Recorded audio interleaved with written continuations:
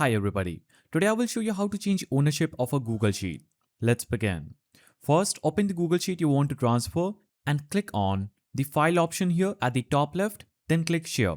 Now click share with others. Here, you're going to see this section. In this section, you'll have to type in the email address of the person you want to transfer the ownership to. So type in their email and click on this editor option. Now, click on this option and you will get a drop down where you can click on editor and click send. Now, once the person accepts your invitation, you can simply navigate to file again, navigate to share, click on share with others, and you will see their email appearing in the people with access section.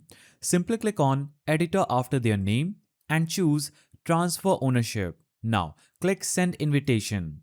Once you do this, click done and they will instantly receive an email with an invitation to own the sheets.